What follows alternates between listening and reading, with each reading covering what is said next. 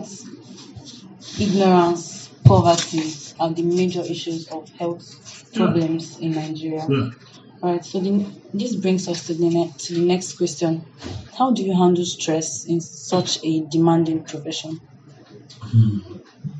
Well, the first thing is, there's one of my friends who used to say that when you try to be like El Shaddai, you shall surely die. If you think only you can treat everybody, that's when stress comes in. They came to meet me just now to look at that boy's hand. I know that my clinic is not tomorrow. I know another colleague whose clinic is tomorrow. Why not send it to the man so that we rest jejely tomorrow? I will rush down as if I am God. I'm not God. It's only God that can solve everybody's problem. You know, I know that there are a reduced number of doctors, but we should use the ones we have. You know, and also actively rest. Rest actively. Take your time. Every year we have 30 working days to rest. You know, take it. Some of us don't take it. If some of us have 30 days working days now to rest, we go to FMC Asaba. I want to do my leave here. You start working again there. For that's almost two months. You know, you start working there again. You know, or you go to Abuja and go and take a locum job and do. Everything is not about money. You should take time to even look at yourself. Take time to look at yourself health-wise. That may be the time, you know. So you just believe, first of all, that you are not. And also sometimes you lose a patient and you feel so bad. You'll be thinking, if I had done this, would I have been able to? Of course, you should audit yourself. You know, look back also, but it should not be too much so that you not go and break down and say, oh, it's me that killed this patient. If I had just given this, the patient may not have died. Who told you? So if you want to behave like El Shaddai, you shall surely die. What advice do you have for people who avoid checkup? No, Regular people should do regular checkups. Like how regular? There are stipulated lengths of time for different diseases.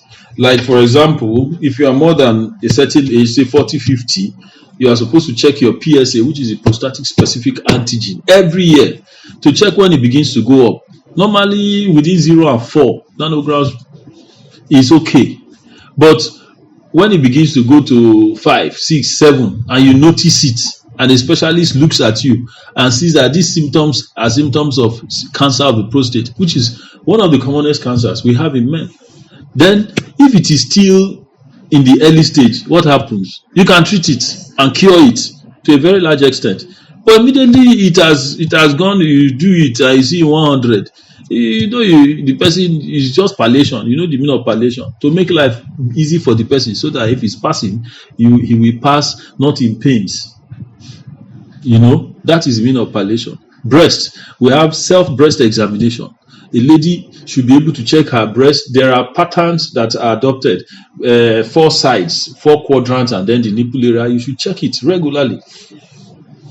You know, when you do that, if you see anything that is funny, you present to the hospital. There's this thing they call mammogram. You do it. If you're above 40, you do mammogram almost every year. You know, there's the ultrasound for the younger ladies they can do. So if there is anything, it can be seen. And if it's seen earlier, the chances of you getting cured is higher than when you come with a mass that is big, that sometimes other masses have started forming in the axilla. This is the problem. So if we do our regular checks, it most likely we'll be able to avoid some things. You know, unfortunately, there's a program they do in the University of Benin Teaching Hospital. They call the place CDC, Center for Disease Control. You are able to go and do most of these checks: breast examination, prostate, a lot of things they do there, just for 10,000. You come, pay the 10,000, and they will do those tests for you. Usually they tell you to fast before coming. So if you fast before coming, they can do. If you don't fast, they can now give you a time to come back and tell you all the things they want you to do. And it helps to really track down diseases, so that if there's a disease at an early stage, they will know. How important is lifestyle, diet, exercise, sleep in preventing illness? Yeah.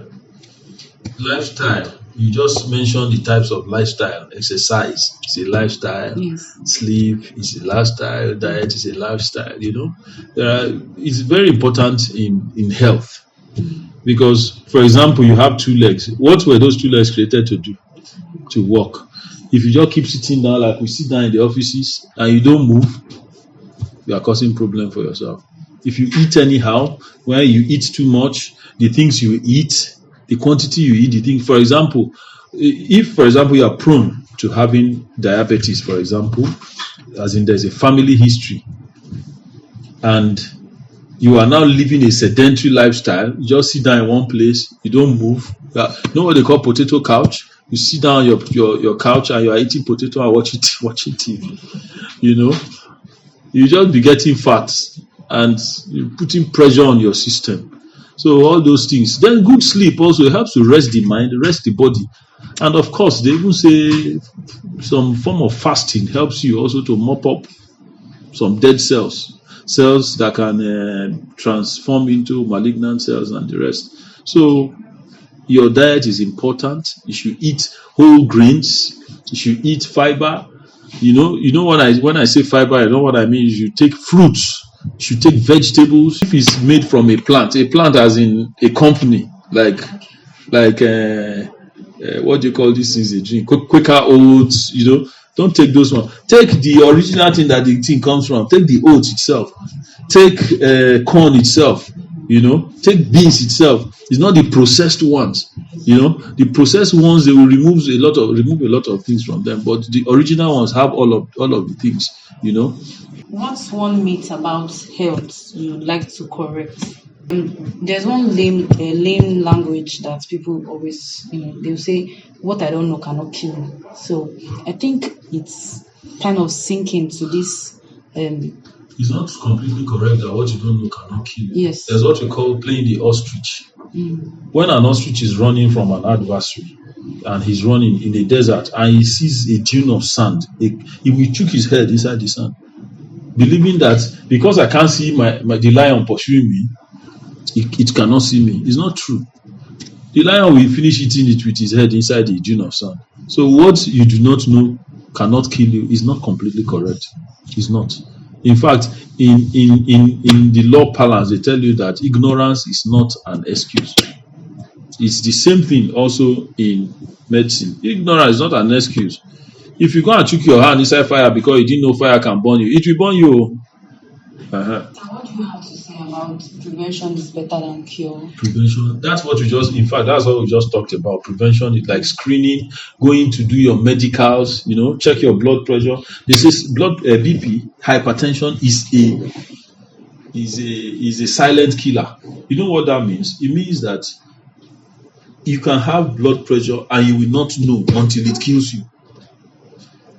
There is this stroke.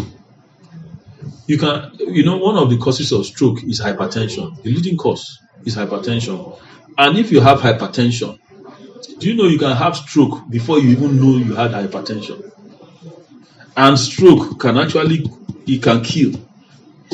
But when you are defining stroke, you can say it leads to death.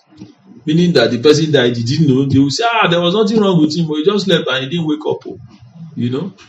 So it's good for us to check our blood pressures, just our numbers. What's your weight? You should know your weight. You should know your height. You should know your BP. You should know your blood sugar. All those things. You should know them so that you can prevent. You can check what you eat, check what you drink, look at your health status is very important. So what advice do you have for young people that want to pursue medicine? The coast is clear. The coast is clear. It's good for you to desire to do it. I actually want only those who want to do it to come into it, not the people whose parents are forcing them, not people because they want to be rich. If you really want to be rich, the people who are rich. The politicians are rich. The agberos are rich. If you want to be rich, you know what to do. But if medicine is a calling. It's something you do. Sometimes if you run a private practice, you do it. You even do it. The patient cannot pay. What will you do? What can you do? There's nothing you can do. You have to let the patient go.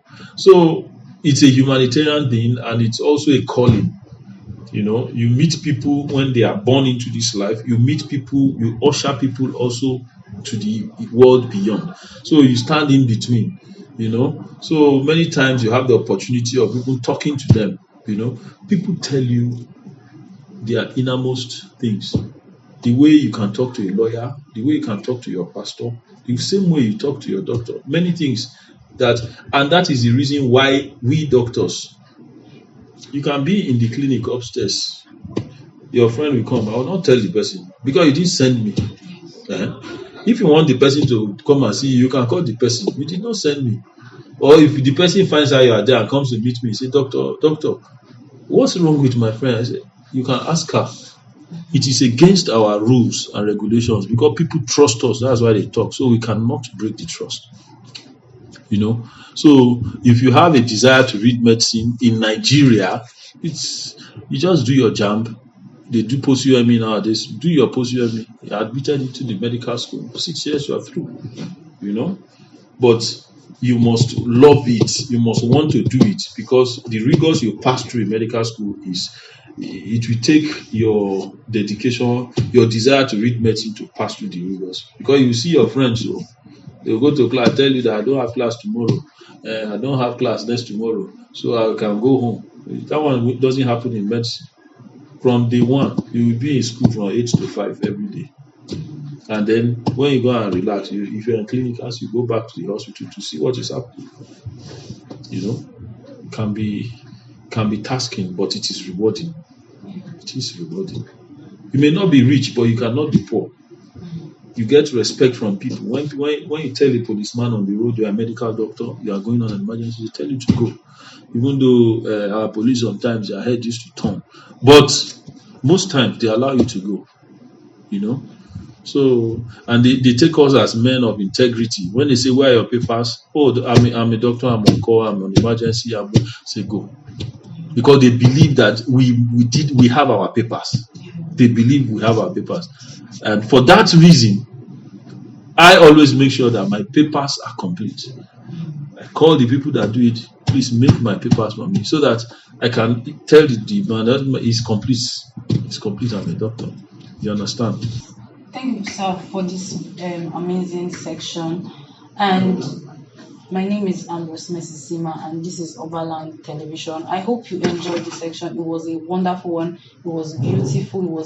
We gained a lot of insight, and I hope you gained a lot of insight as well. If you have anything to say, anything you want to, talk about, you can just drop it on this comment section. Please like, share, and subscribe. Thank you.